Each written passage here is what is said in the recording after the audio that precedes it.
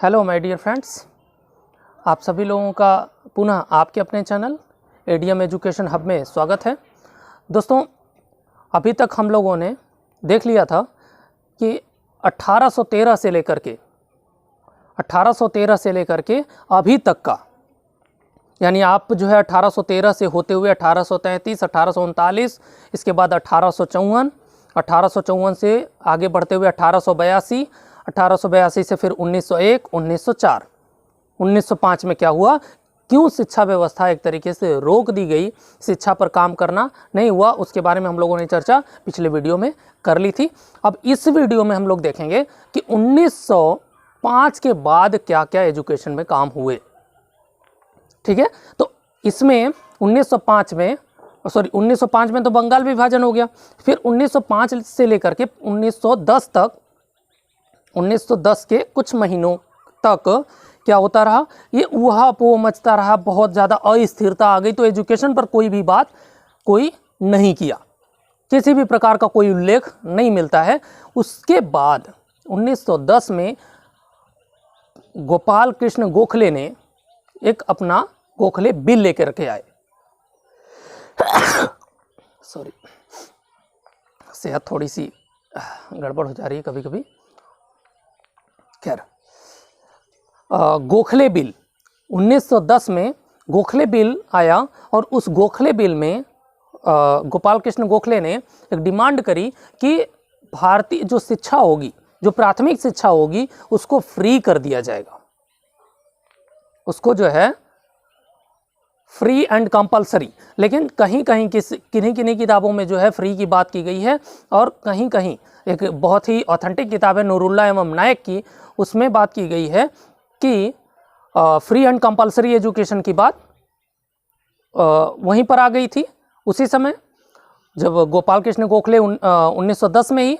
लेकिन अगर हम लोग पीडी पाठक को देखें, एसपी गुप्ता को देख लें, रमन बिहारी लाल को देख लें, तो वहाँ पर केवल उन्होंने जिक्र किया है कि 1910 में केवल अनिवार्य प्राथमिक स्तर की जो शिक्षा होगी वो अनिवार्य शिक्षा के रूप में डिमांड किया था गोपाल कृष्ण गोखले ने।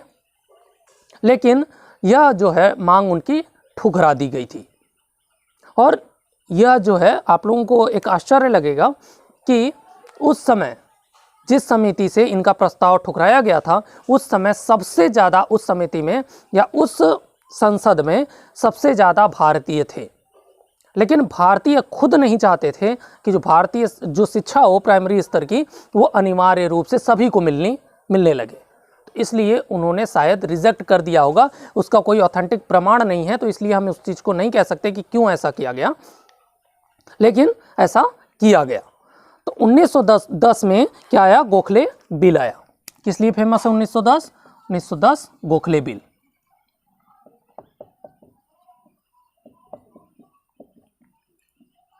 ठीक है, 1910 में गोखले बिल आया।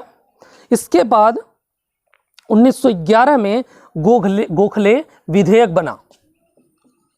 1911 में गोखले विधेयक बना। यह अनिवार्य शिक्षा के लिए आया था, अनिवार्य शिक्षा की मांग यहां पे की गई थी। ठीक है, गोखले बिल, फिर इसके बाद गोखले विधेयक बना। इसके बाद 1913 में शिक्षा नीति विधेयक बना।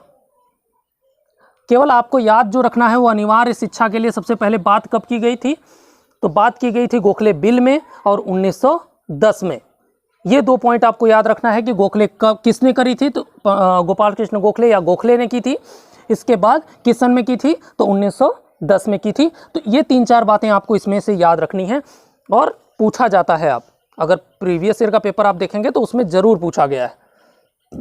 आगे हम लोग सॉल्व करेंगे तो बहुत सारी चीज़ें हम लोग और डिस्कस करेंगे। ठीक है, 1911 में गोखले विधेयक आया। 1913 में क्या आया, 1913 में शिक्षा नीति विधेयक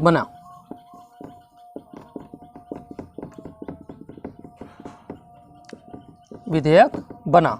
फिर इसके बाद सीधे 1913 के बाद आप सीधे बढ़ेंगे 1917 में क्या बना, सैडलर कमीशन बना या कलकत्ता विश्वविद्यालय आयोग बना?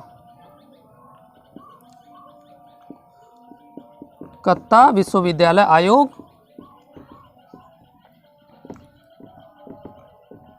जिसके अध्यक्ष उस समय सैडलर जी थे, इसलिए इसको सैडलर कमीशन भी कहा जाता है, सैडलर आयोग।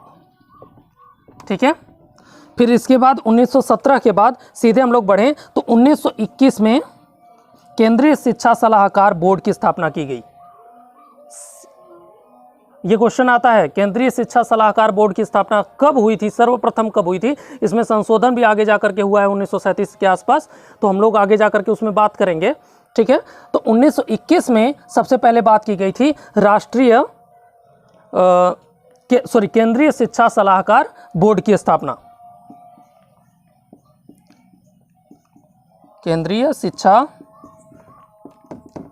सलाहकार बोर्ड की स्थापना। हम उन्हीं चीज़ों की बात कर रहे हैं, एक आपको ब्रीफ में जिनसे क्वेश्चंस बनते हैं। ये जो है केंद्रीय शिक्षा सलाहकार बोर्ड, ये पूछा गया है, आप प्रीवियस ईयर का पेपर में देखेंगे तो मिलेगा। 1921 में इसकी स्थापना हुई थी। ठीक है।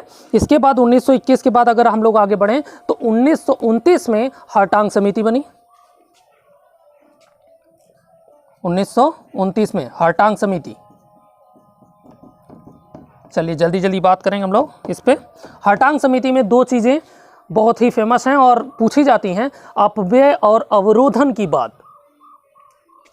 वेस्टेज एंड स्टैग्नेशन की बात सबसे पहले किस समिति में की गई? तो वो समिति थी कौन सी? हार्टांग समिति। ठीक है।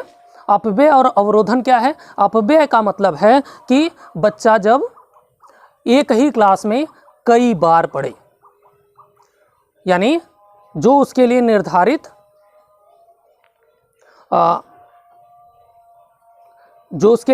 समय सीमा है, उस समय सीमा से के बाद भी वो पढ़ता रहे, यानी एक ही क्लास में अगर वो लगातार कई बार फेल हो जाए तो वो उसको हम क्या कहते हैं? अपव्यय कहते हैं। उसका जो है एक ही बच्चे के ऊपर अतिरिक्त व्यय हो जाना अपव्यय। ठीक है। उसकी बात किसने करी है? हार्टांग समिति ने। इसके बाद अवरोधन की बात। अवरोधन का मतलब है कि अगर प्राइमरी एजुकेशन में बच्चा अपनी पूरी एजुकेशन कंप्लीट करने से पहले ही शिक्षा को ड्रॉप कर जाता है या ड्रॉप आउट हो जाता है स्कूल से, तो उसके ऊपर जो एक निर्धारित बजट जो निर्धारित किया गया था वो क्या हो जाएगा?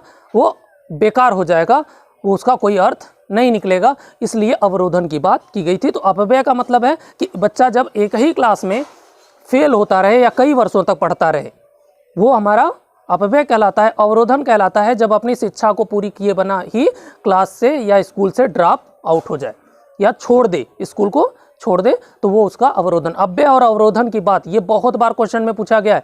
तो अपव्यय और अवरोधन की बात किस आयोग में की गई है? तो हार्टांग समिति में की गई है, आयोग में नहीं, समिति में। ठीक है। किस कमेटी में की गई है? तो हार्टांग समिति में की गई है। ठीक है। अब हम लोग आगे बढ़ते हैं। 1929 के बाद सीधे सीधे हम लोग चलेंगे 1937 के बाद के आसपास। 1937 में वुड एबर्ट रिपोर्ट आया। 1937 में वुड एबर्ट रिपोर्ट आया। इसके साथ ही साथ 1937 में ही वर्धा शिक्षा सम्मेलन हुआ। महात्मा गांधी ने एक वर्धा में जाकर के, वर्धा नामक स्थान है, महाराष्ट्र में वर्धा नामक स्थान है, वहाँ पर एक शिक्षा सम्मेलन किया था। उसी के नाम पर वर्धा शिक्षा सम्मेलन उसको कहा जाता है। इसके बाद उसको जो है क्या कहा जाता है? इसी के साथ साथ उसको जो है जाकिर हुसैन समिति, 1937 में ही जाकिर हुसैन समिति जो वर्धा शिक्षा सम्मेलन हुआ था उसकी जो रिपोर्ट थी वो बनाने का काम या उस पर विस्तृत विवरण देने का काम जाकिर हुसैन समिति कर रही थी। तो जाकिर हुसैन समिति भी 1937 में ही आई। इसके बाद 1937 के बाद हम लोग सीधे सीधे चलेंगे 1944। इसमें 1944 में सार्जेंट कमीशन आया था। कौन सा कमीशन? Sergeant commission. ठीक है। सार्जेंट कमीशन अपनी जो शिक्षा व्यवस्था है उसका बहुत ही विस्तृत विवरण उसने प्रस्तुत किया था। और यह जो है हमारे परतंत्र भारत की अंतिम शिक्षा व्यवस्था थी या अंतिम आयोग था। इसके बाद 1947 में हमारा देश आज़ाद हो गया। तो 1948 से लेकर के 1952-53, इसके बाद 1964, 64-66 ऐसा बढ़ते हुए 1968, 1986, 1992 इस तरीके से बहुत सारे शिक्षा में सुधार हुए, उसकी चर्चा हम लोग करेंगे। ठीक है, अभी तक के लिए बस इतना ही। हाँ, एक आपके लिए मैं बता दूं, कल आपका जो क्लास होगा वो एजुकेशनल डेवलपमेंट की लास्ट क्लास होगी। इसके साथ ही साथ कल मैं हिंदी का पहला क्लास भी अपलोड कर दूंगा, मेरा प्रयास रहेगा। अब बाकी प्रकृति के ऊपर है क्या होगा क्या नहीं होगा, लेकिन मैं कोशिश करूंगा कि कल से आपका हिंदी की क्लास स्टार्ट कर दूं।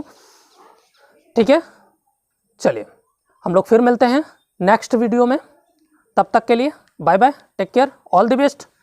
लेकिन एक चीज़ जो हमेशा कहता हूँ वो भी कह दूँ कि लाइक शेयर कमेंट करना नहीं भूलिएगा, चैनल पर नए हो तो सब्सक्राइब करना नहीं भूलिएगा। फिर मिलते हैं हम लोग नेक्स्ट वीडियो में। Bye bye, take care, all the best.